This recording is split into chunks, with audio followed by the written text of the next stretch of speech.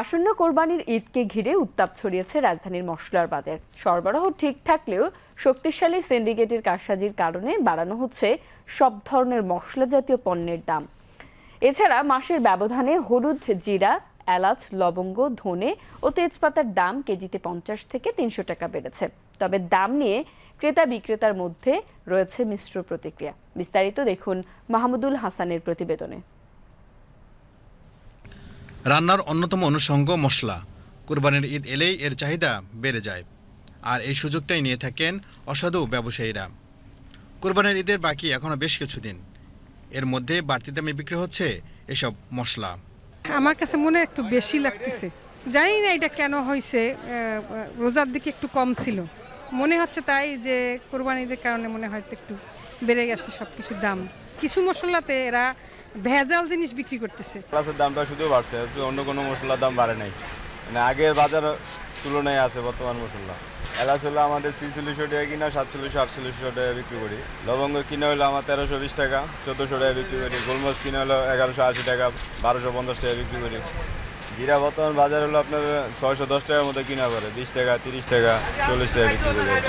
রাজধানীর বিভিন্ন বাজার ঘুরে দেখা যায় চড়া দামে বিক্রি হচ্ছে এলাচ, লবঙ্গ, দারচিনি, গোলমরিচ ও জয়ত্রী। 3 মাস আগে থেকেই মশলা আমদানি হলেও ঈদুল আজহাকে ঘিরে অসাধু ব্যবসায়ীদের কারসাজিতে প্রতিদিনই বাড়ছে মশলার দাম। কাজু বাদামের দাম বাজার অনেক বেশি, আপনার কেজিতে 600-700 টাকা বেশি। তারপর জিরা নিলাম, জিরার বাজার বাড়ছে, আপনার এলাচের বাজার বাড়ছে, দারচিনিতেও বাড়ছে। সব মালের দামই বাড়ছে, বুঝছেন। কমতি কোনো মাল নাই, মানুষের মুখে মুখে কমতি, খালি কোনো জিনিসে কমতি নেই, সব জিনিসের দাম বেশি। সপ্তাহের ব্যবধানে কেজি প্রতি 5 টাকা বেড়েছে পেঁয়াজের দাম। এলাচের দাম ঠেকেছে 5,500 টাকায়, যা 1 মাস আগেও ছিল 5,000 টাকার নিচে। বিক্রেতাদের দাবি ডলারের মূল্য বৃদ্ধির অজুহাতে মশলার দাম বাড়িয়েছেন আমদানিকারকরা। এলাচের দামটা একটু ব্যতিক্রম, অতিরিক্ত বাড়তি। তবে এটা কেন, কি জন্য, ডলারের সংকটে না মালের সংকট না সিন্ডিকেট, এটা আমি বলতে পারবো না। হলুদ 300 টাকা কেজি, মরিচ 400 টাকা কেজি। ঈদ উপলক্ষে 10 টাকা 20 টাকা বাড়ছে, এই আর কি। ঈদের পরে হয়তো এটা আবার হয়ে যাবে, লেভেল হয়ে যাবে। ঈদ আসতে এখনও কয়েক সপ্তাহ বাকি। আগে থেকেই মশলার দাম বাড়িয়ে দিয়েছেন অসাধু ব্যবসায়ীরা, ফলে মশলার দাম ভোক্তাদের ক্রয় ক্ষমতার বাইরে চলে যাচ্ছে। তবে দাম নিয়ে রয়েছে ক্রেতাদের মিশ্র প্রতিক্রিয়া। দাম তো বাড়তি, দ্রব্যমূল্য বৃদ্ধি তো সবসময়ই তো বাড়তি। আমি নিলাম আপনার পোলার চাল আর রোস্টের মশলা।